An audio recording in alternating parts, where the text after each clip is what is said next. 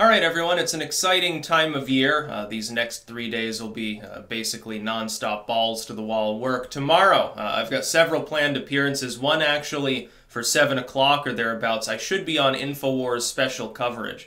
It's going to be quite exciting. And before that, earlier in the afternoon, I'll be speaking with H.A. Goodman, giving sort of final predictions. I believe that will be a BitShoot exclusive that'll be sort of recorded, quickly edited and put there. Link forthcoming, I suppose. I'll talk to H.A. about that, actually. I'm not sure. I don't think that that one specifically is going to be live. That's just another incentive. By the way, links in the description to both mine and H.A.'s BitShoot accounts.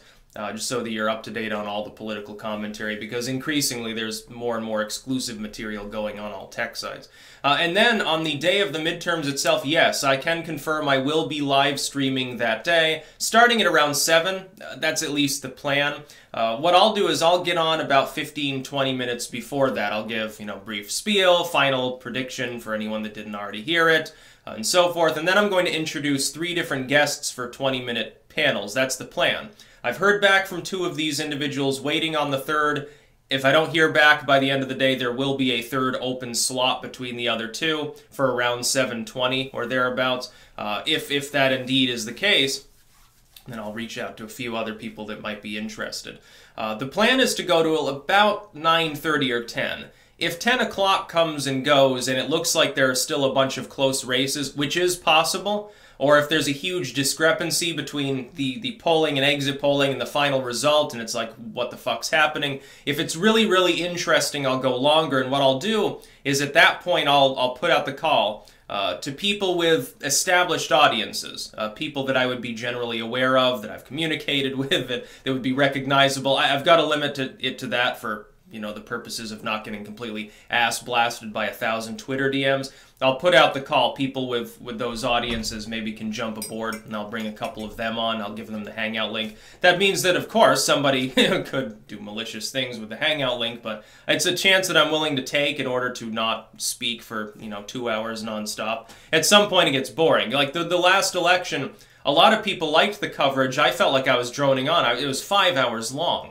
I had to take 3 different breaks. At some point, probably right after the 3rd guest, I'll go off for 5 minutes. I'll just shut off the camera and the microphone, and I'll go use the bathroom, brew more coffee. Probably a good decision. And for those of you in Europe, it'll be like midnight or later anyway before you start getting any of the polling results in. The plan is then the day after the midterms. Actually, I'd have a midterm fallout special. Not sure if I'll do that live, probably maybe an hour live stream, or I might do it pre-recorded.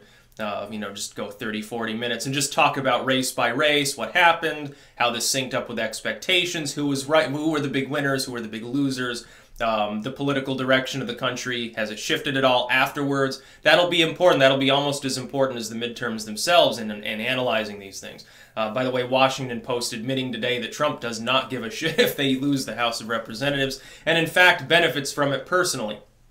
That'll be the next video that I make. So yes, I will be streaming during the midterms, 7 p.m. Eastern time. Check it off on your calendars. You're going to want to be there. I'll have guests on. People can feed me info, preferably via Twitter DM. Like, hey, this race flipped. Please source everything, by the way. And I'll probably be using, in all honesty, I'll probably have the New York Times up with their live scoreboard. Take it for what you will, of course, with a grain of salt. It's like during the last election, you remember when they had the little election meter, and, pretty much all throughout the night it said 99% chance Hillary Clinton wins, and then it very slowly started to move back, and around the time it hit the 50-50 mark, 4chan explodes, YouTube explodes. I can't believe it. It's hilarious. They were belated, of course, because by that point it was pretty much a shoo-in for Trump anyway. Based on the Florida and fucking Virginia and North Carolina results alone, it was like, this race is not going the way Hillary Clinton wants it. New York Times spends 2 fucking hours pretending she's still got a chance. Snowball's chance in hell. Oh, it's going to be marvelous. This midterm stream will be much better than the last election stream. I'm going to prepare a little bit more, and having guests on means that I won't lose my voice. It'll be easier for me. It'll probably be more entertaining, and the 3 people I've got in mind, I'm not going to tell you who they are. You're not going to know till the stream.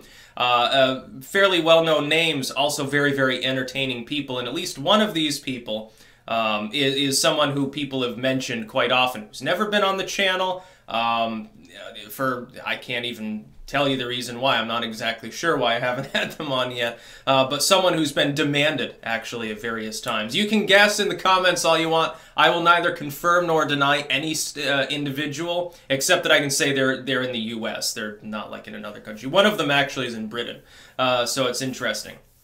In Bonnie old England, or is that Bonnie Scotland? What's England? England's jolly. Scotland is Bonnie. What's Wales? Fleecy. I guess. Not to stereotype too much, but yeah, in that sort of weather, it makes sense. That's about all. Peace out.